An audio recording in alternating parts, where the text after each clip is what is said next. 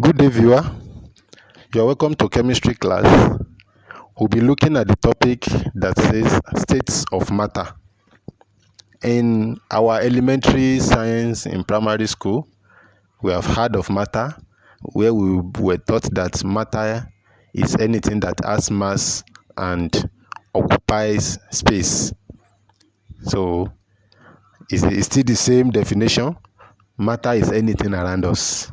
Even the air we breathe is a matter. The clothes we are putting upon, the shoe we are wearing, anything that you can touch, the wood, everything around us is a matter.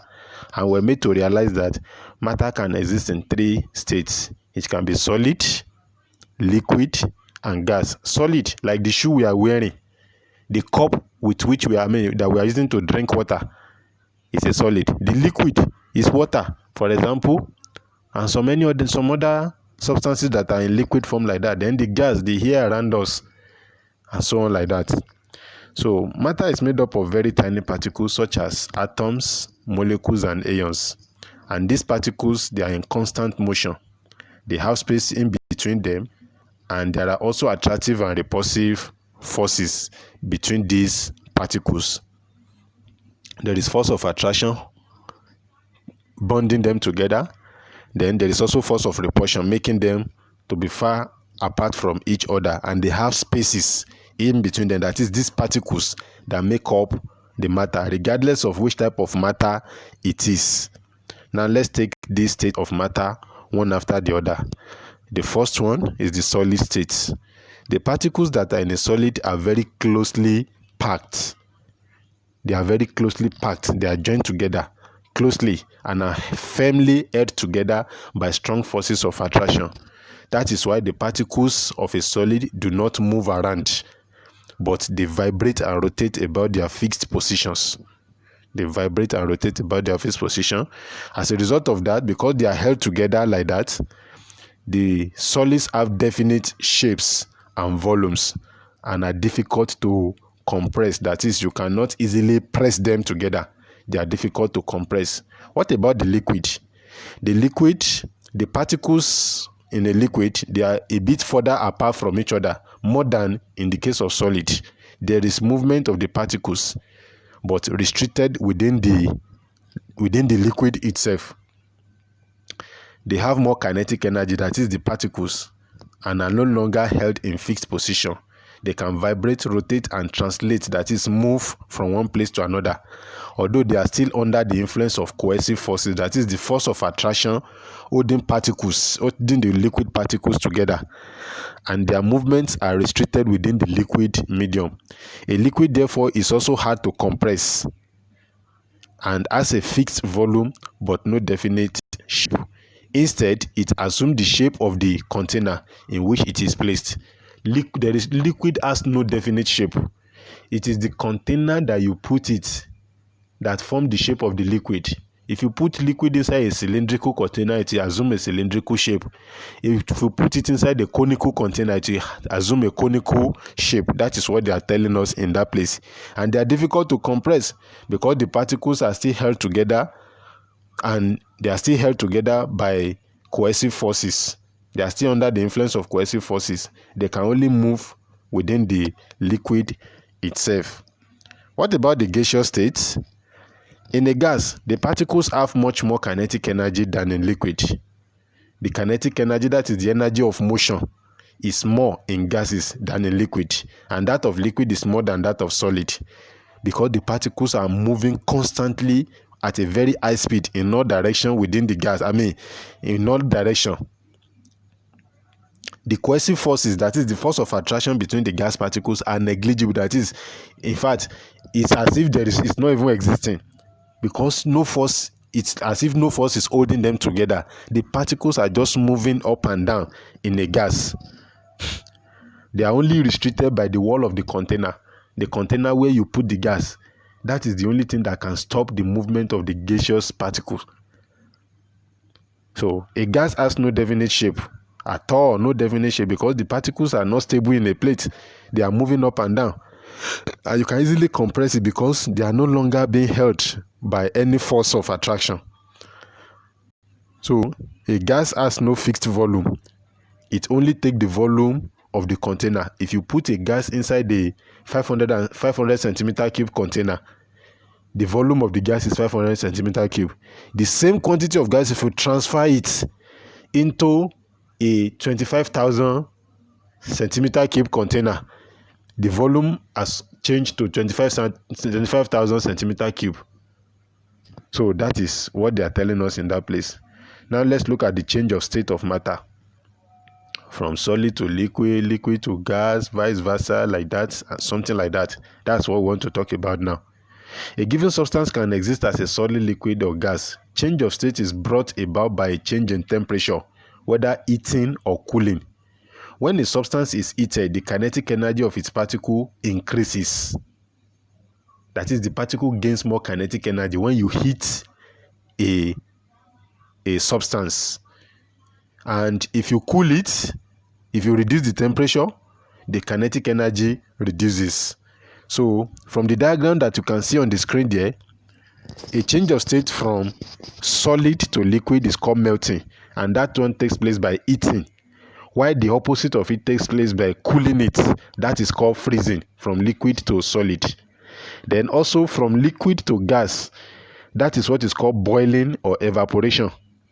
Evaporation, boiling. When we get to the explanation of this change of state, we'll see the difference between the two of them.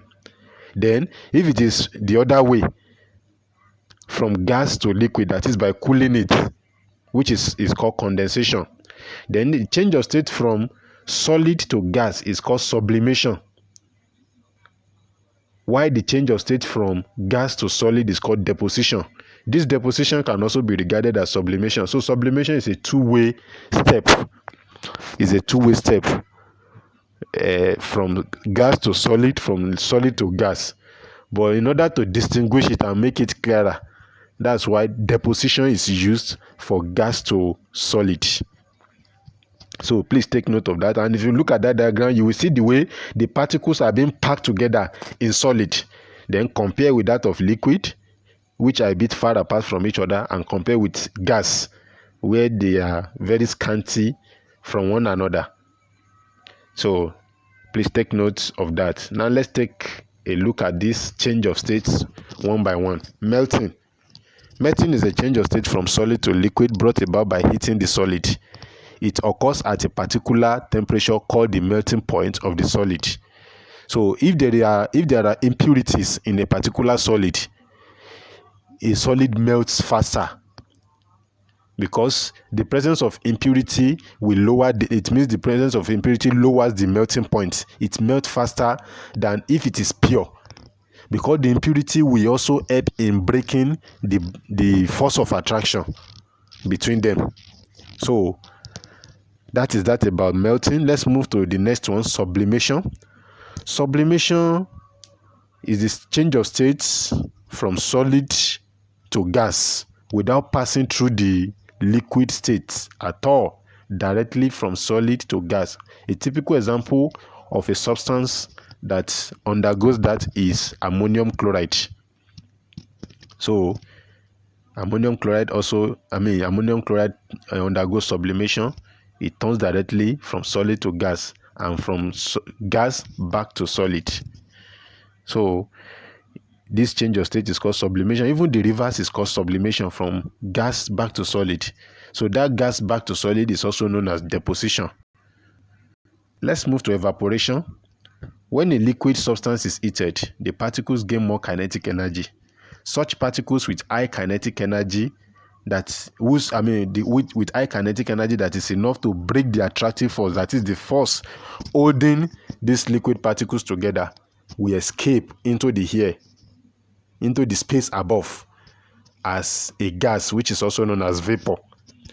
So that is evaporation. It occurs at all temperature. It occurs at any temperature. A liquid is always evaporating. The only thing is just that the higher the temperature, the higher the rate of evaporation. So when the temperature is high, evaporation occurs very fast, and much liquid escape into a gaseous state. And that is what distinguishes evaporation from boiling. I said it the other time.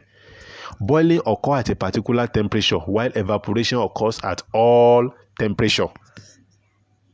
So when the heated when the heating leads to the formation of bubbles of vapor at a particular temperature, when you keep on heating a liquid, evaporation will keep on occurring.